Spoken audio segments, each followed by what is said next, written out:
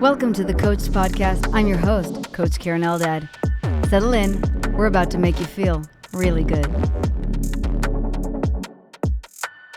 What happens when the very thing that built your success starts to suffocate you? Today's episode of the Coached Podcast, Coaching Masters Series, is going to be a really, really special one for you. Welcome back. I'm Coach Karen Eldad, your host in the Coached Podcast, and here we explore the courage and the curiosity that bring people to the craft of coaching. But mastery has two sides. It's not just about the teachers. It's also about the students. And in today's episode, it's my hope to have a very deep conversation with probably my favorite of all time. Oh, goodness. I know. Those are some fighting words. A lot of people are going to take issue with that, but it's the truth. Because there are relationships that are regular and there are relationships that transform you. And this coaching exchange, I think a lot of people forget, they're not just about you experiencing the work, they're about us experiencing the work through you. So I'm very, very excited and deeply honored to welcome my friend, David Harris, onto today's episode. David Harris has built one of the top personal injury law firms in the country by every measure. He has, and by the time we met in 2019, had already built and lived the American dream until life delivered a wake-up call that forced him to stop, reevaluate, and build from the inside out. This is how so many of us finally find the inner journey. If that's going to resonate with you, I hope that you lean in, get comfortable, because you're in for a hell of a story. About 6 months after we met, everything started to shift for David. Witnessing his willingness to question, to rise, to choose truth over ambition has been one of the most powerful things that I've ever had the chance to work on or to witness as a teacher. In fact, Gilded, breaking free from the cage of ambition, perfectionism, and the relentless pursuit of more, is dedicated to David's rise. Today I want to talk about what real ambition is, what real success is. David, welcome to the show. Thank you for having me. What a pleasure to be here. Yeah, what an intro. I don't even know what to say. Well, we've come a long way, baby. We have been through a lot. Yeah. Holy cow. We need several episodes to really get through it all. Well, we're going to try to do it in, as Ryan, my husband, always says, half as long and twice as good. Oh, Ryan is a man of few choice words that are always meaningful. You know? This is true. Yeah. And luckily, he met someone who's the exact opposite. When I talk to people and I explain the two of you, it's hard to do, to really put the full picture out there, but I love it, and I love you guys. We love you, too. Let's begin at the beginning. Before 2019, when we first connected, what was going on in your life? What did success look like for you? Back then, before, we've gotten to the point we're at now, success was like the typical structured A to B to C. I knew I wanted to be very successful as a trial lawyer. I knew I wanted to own nice things, live in a big house, have a perfect family, go on great vacations, and I was always so regimented and always had a set plan and a goal. I knew I was going to get there, right? And I did. I mean, it was surprising kind of how easy things came to me. I mean, I really worked hard, but they always kind of fell in my favor. But, at that time I didn't kind of understand the cost that it was going to cost me to get to that point, because I was just so blinded by what I was in search of, or I thought I was in search of. Well, was there a moment where you started to actually feel those costs? I don't know if it was one specific moment or if it was like an accumulation of kind of losing myself at the cost of trying to achieve more. And so I would, find myself saying no to like the normal things in life that people would want to do, be with friends, go on trips, because it would take me away from, I'm not going to be here. I'm not going to be present trying to achieve what I'm trying to get to. And so I think it was just over time, and really wasn't until we met that I really started looking at that. So. Well, when we met, I remember that you were really feeling overwhelmed, but I also remember that you kind of ended up in coaching by default. It really wasn't your choice. It was your partner who wanted to have a day of essentially just kind of having a come to Jesus with the business and with the mindset and seeing what we could do in one day. What ended up drawing you, though, to coaching? What did you realize? So I was always adverse to anything that looked at me. It's very difficult for me, always has been. When we agreed, she, of course, loved you and like, hey, let's get together and let's try this. And I was very cautious when I said, okay. And as we engaged in that process, and I was like, well, that's kind of interesting. And then you had a unique way of gently nudging and being present, in the places where I needed it. And I think in those moments, at some point, I, gave in and said, okay, let's just try it. Let's do this. Let's see what happens. So I remember a moment on that first day. First, I remember tricking you guys into believing that I was going to open in prayer and then quoting Madonna. yes. And I was halfway through like a prayer when Annie goes, "Are you quoting Madonna?" Oh, I love it. I also remember a moment in the middle of that day where you said that was a mirror moment. I felt something. Life started to basically add more mirrors to you, though. What was the first iteration of coaching like? What do you remember about it? It's such a unique thing to go back and look at because I was before I had, a big event in my life. And you and I think we're kind of halfway through my original coaching journey. Yeah. I had, like I said, I'd always been not the type of person to ever really look at myself.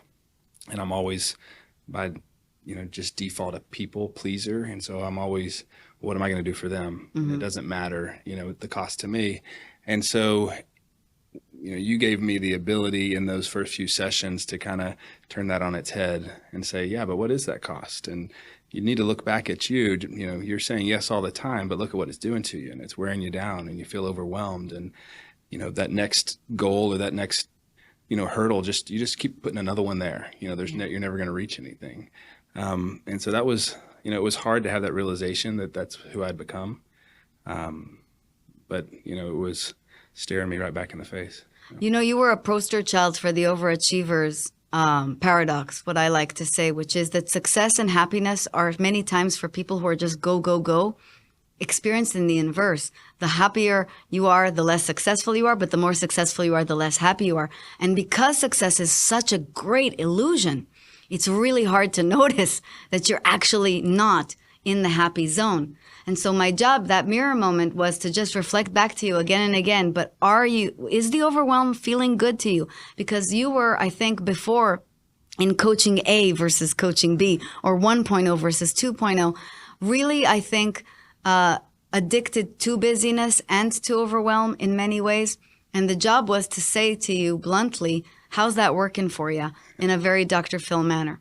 Unfortunately, that led to my famous last words that I'll never forget because, moments right before the event kind of linger in everybody's brain. And I remember those last words being, listen, David, you can stop or life's going to stop you. I remember it well. And unfortunately, it stopped you. Yeah. Can you bring us to that moment? Can you share what happened to you? Sure. That was just a wild ride. So you and I are literally halfway through our first initial coaching, and I'm having all these realizations, and you give me that charge of, hey, you got to pick a path or something's going to give. And I, of course, kept going down the path that I knew that I was comfortable with. And it was the height of COVID, and, out of nowhere, I was super healthy, never been sick, and it took me down. And I spent 6 months in the hospital, had a few times where my family was called to come say goodbye. It was just about the worst of worst. You actually coached me during that time. I was on the phone. Yeah. And, through a lot of prayers and, a little miracle, I'm still here and doing well. And, but yeah, life threw a curveball to me that I'm very thankful to be here now. Me too. For what it's worth, I remember saying to Ryan that day that they called us and said, listen, it might be the end. I said, I don't know. I think he's going to come out of this. And if he does, I'm going to tell you, you motherfucker, you better take this fucking seriously. And I know that that's a very annoying thing to hear. But I knew you were going to be given another chance. And I really hope that you would seize it. I'm delighted that you have. Here we are, a couple of years later, back in action, but very, very different now. What epiphanies did you have after the coming back? You know, it's difficult to look back and think about all the signs, especially once we started working together before, that were right there, you know, right in my face, that I would always just kind of push off. And now, you know, I live life a lot differently. I try to, you know, have a lot more focus on myself, and not always just being the people pleaser that I was once before. You know, I think about, you know, the fact that, wow, I went out in a moment. It wasn't like it led up to that. One day I was gone, and heck, the world still turned, and, you know, everything that I thought I had to do still got done. Yeah. And so maybe it wasn't, you know, the feeling that I had to do it all. That just wasn't true. It was a farce. And, you know, my businesses still ran well without me. And it was like, wow, maybe I'm not this person that I think I had to be. And that's taken a lot of work to get there. These are the biggest epiphanies you can have in life.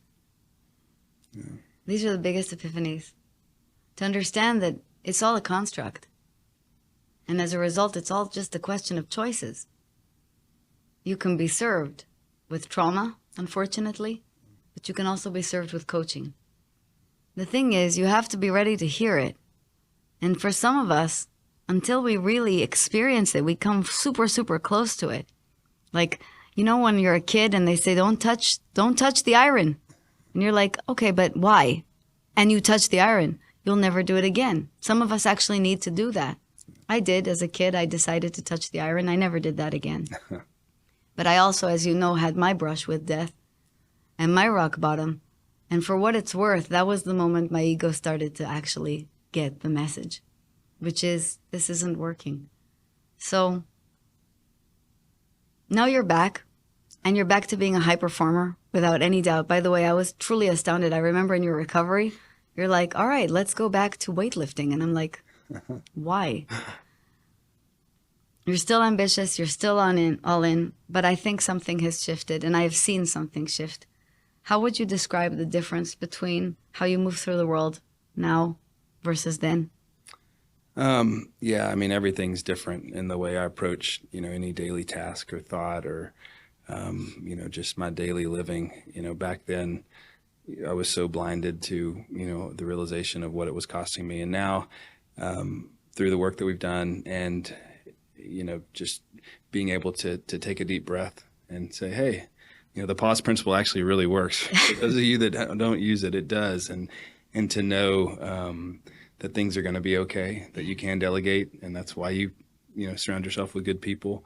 You know, that creates a world of opportunity for you to go focus on things that you do care about and love. And you don't always have to be available. I mean, that idea that I always was reachable, you know, pretty much 24/7, you know, you're a slave to that electronic device and you couldn't get away from it. So if you didn't respond, then you're not going to, you know, meet that next goal or whatever you have in front of you. And I've learned just to handle all those things better and to prioritize my focus. I think, you know, you referenced the book, which of course I love. And in my mind, you know, it was just such a perfect metaphor that I don't think before, like I really realized, you know, the gilded cage and, you know, this, you know, beautiful, shiny cage and the door's open, but we're just going to trap ourselves in there. Yeah. And I was totally trapped, you know, and now I can see the cage and I know what it is. I'm still super ambitious. I still have a lot of drive. I mean, to be back in a courtroom and, you know, being in trial, I love it. And I love helping people. But I do it with a different hat on now. Yeah. And I do it with a different focus. When you change the way you see things, the things you look at change, as Wayne Dyer said. There are two things I'd love to emphasize. A lot of people have brought up the pause principle. I'm delighted by it. The pause principle is featured in Gilded, my book, as the first mindfulness hack, if you will, that helps you to not only stop before you act, stop your reactivity, but convert it into proactivity by truly questioning your thoughts, By asking yourself, where are you coming from? Is the people pleaser acting, or is it me acting? By making a conscious decision then to reframe things in your favor and to find an opportunity that is just a gentler landing for your actions. It's like a filter, really. I hope everybody reaches for it. We're going to link it for everybody below because it's been brought up so many times that I feel obligated to give people some sort of a downloadable here. The second thing that I really love that you said is that the metaphor of the gilded cage finally landed. The reason, and by the way, Ryan, my husband, came up with that analogy, is when I started to look at my life, what I had built myself was a really fancy cage. And I always talk about that one moment where I realized, am I asking to be freer with all this success, or am I asking to be a better slave? And let that land on your heart, because that is truly, when we all start earnestly in pursuing our ambitions, all of us want to create something that allows us to experience freedom and beautiful things and make our families happy and provide and take good care of ourselves. But if that ends up boxing you into a corner, it's your responsibility to understand that the same power that got you here can get you out. And that's what I want everybody to realize. And, it can also be your choice. You don't have to be taken out by an illness. That's right. And get there. Has there been a core teaching or a principle that has stuck with you? I think the gilded metaphor is huge for me. As you know, when we were on our last retreat in Mexico, I feel like I had a second awakening, during that process and being around such great people. And the idea of freedom. And what that means, I think is big for me now, and I think about it a lot.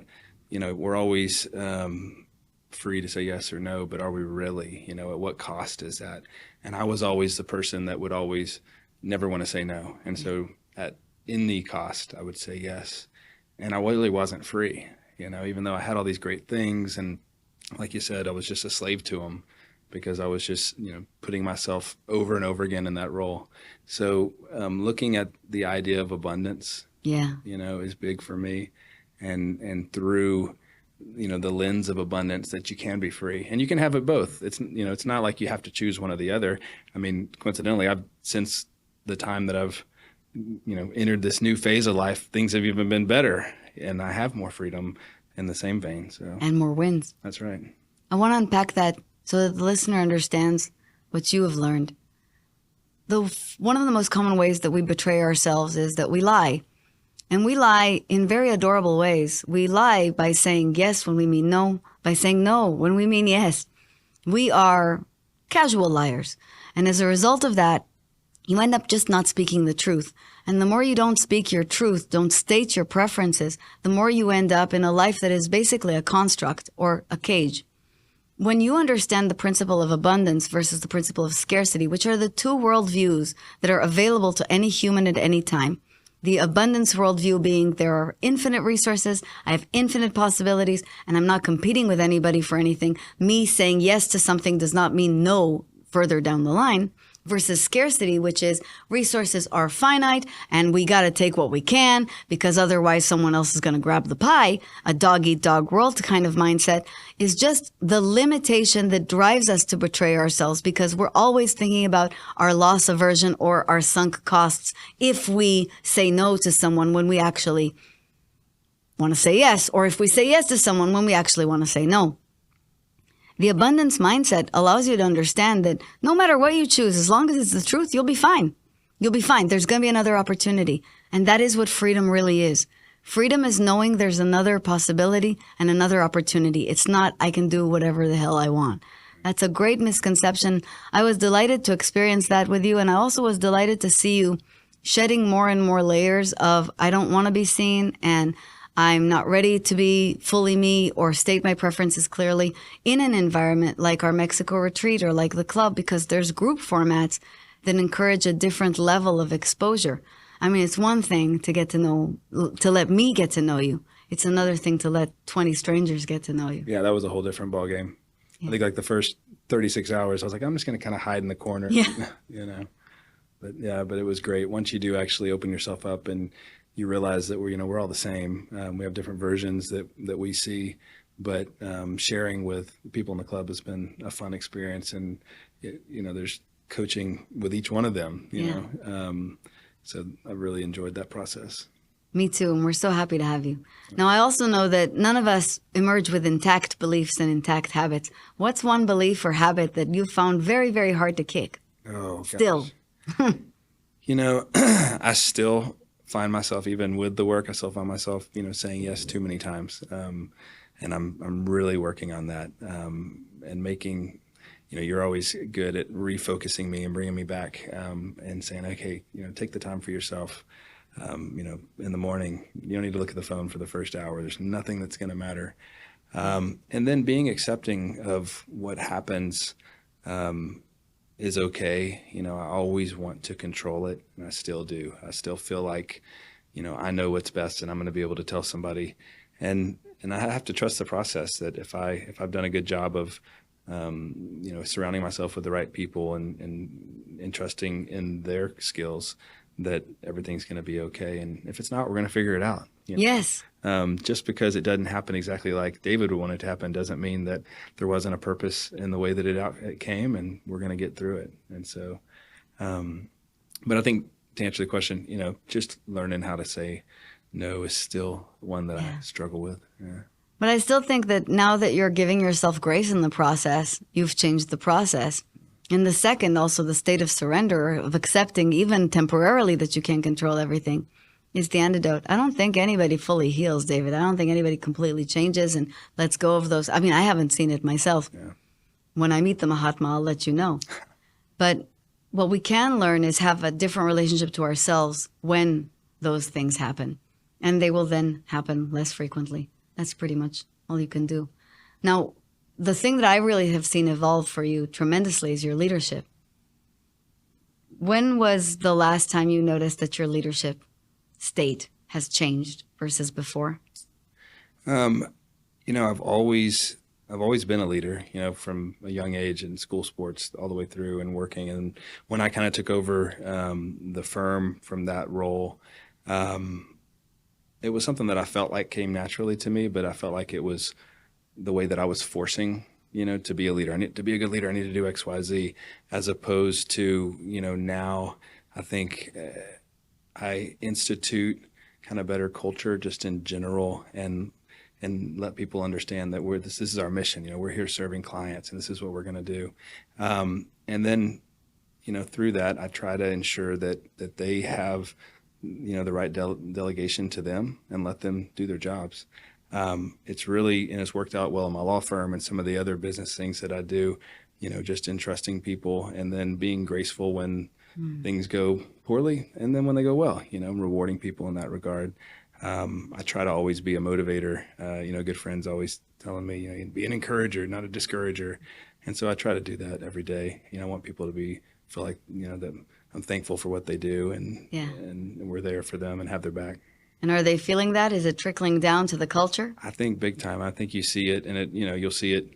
I mean, now, of course, we're all connected by some form of technology with Slack or messaging or whatever. And when you see people giving shout outs here and there, and, you know, it's not always coming from me, it's coming from somebody else. Yeah. I think it resonates with everybody, and it just kind of lifts everybody up to a different level. That's a beautiful thing when you start to see that the real shift is not in you and your approach to them. It's them absorbing it and feeling a different level of trust, and then a different level of camaraderie can rise as a result of that. Yeah, it's nice.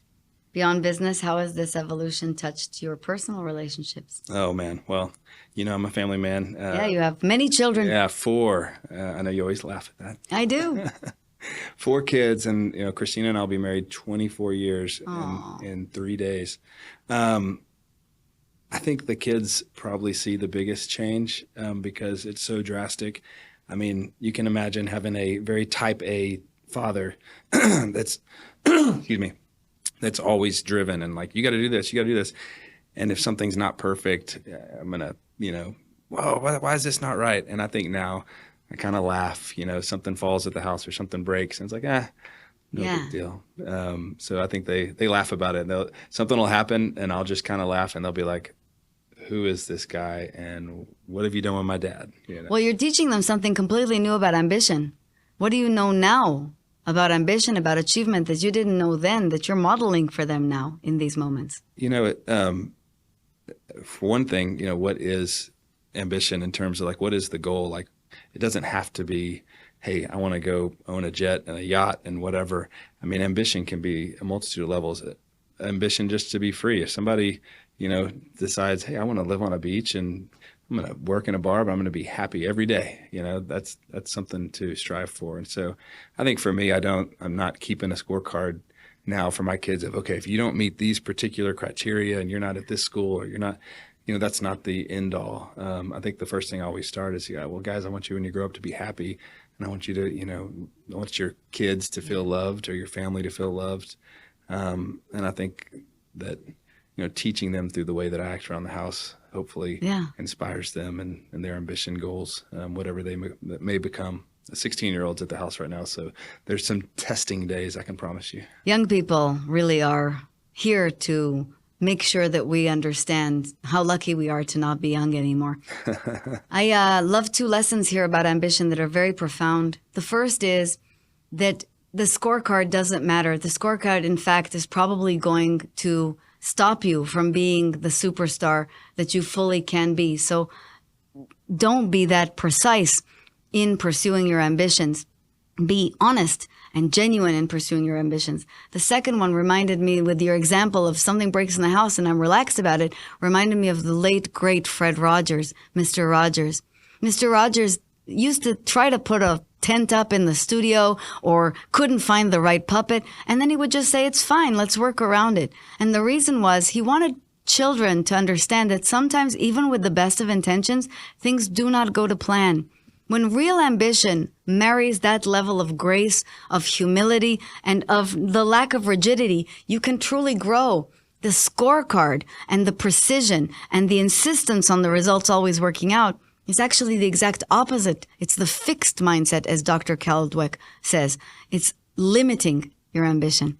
I'm happy you're modeling this for your kids because that's the only thing they're going to learn from. That's right. How do you define success today? Very differently. I don't look now at the next goal being, a specific financial figure. I'm sure as a kid, I was always like, I'm going to make this much money. Now success is probably seeing how many different lives I can touch and be a part of, and change. I'm very Christian faith-based. And so I, involved more, on my spiritual quest. And so I think there's a multitude of different ways that I feel like I can help people and become successful, whether that's in my personal life, whether it's in my work life, or, extended beyond that. But I think success doesn't have the cost that it once had associated now. I feel like I just look at it a whole lot differently. I love that. A success that is cost-free. For a founder who's listening, who has made it, but feels stuck or restless or aimless or is really overwhelmed, what would you tell them? Ooh. I would probably say don't wait, I felt like I had lots of hesitation and desire to not look at that mirror. And despite the fact that I felt like I was drowning at times or that I couldn't get out from under whatever, deadline I had, or, the weight of achievement and just putting off that next, goal. Well, once I get there, and I think we all do that naturally, especially as overachievers. We always set a end goal or, and then it always shifts, right? And I was horrible at shifting to the next one. And I also felt like I was always looking for like the big door to walk through. Like if it's not a big enough door, well, then it's not worth my time. And I don't think that's right. I think that you can, if something's knocking, just go open it up. You never know what it's going to lead to, no matter how small it is. So, I think we all struggle. And if you can't do it yourself, then I guess the biggest advice I could give is don't be afraid to get a coach because I know I was. And, I wish I would have, if I could go back, 20 years ago to my young self, I'd be like, hey, you know what? You're not perfect. And maybe somebody could help you learn a little bit about that. So it took a little while, but I'm happy. We wouldn't have listened. I feel the same way. I really wish I had come to this work earlier. But the truth is we found it when we found it. And that was not by accident either. I'm delighted that you're telling everyone out there, though, if you are feeling the ping, move. I couldn't agree more because Time is the most precious thing that we have. And spending time with you is a gift that I relish every single time we get to make this time. Thank you so much for your honesty and for your courage. Thanks for coming back. Thanks for being here. It's good to be here. I truly appreciate you and everything you do. And, I love you. And it's fun to talk and spend time together. Same here. And we're going to talk for many, many, many more years. That's right. I'm not going anywhere. Exactly. You're not threatening me, sir. To the listener, I hope that you enjoyed today's episode. I hope it gave you as much profundity and light as I experienced having it. I'm sure it did. If it did, here's the cringe part. Please subscribe and follow us for more episodes of Coaching Mastery, though I can't think of anything that's going to make a bigger dent in my heart than you already have. Thank you so much for coming on, Coach. We'll see you next time.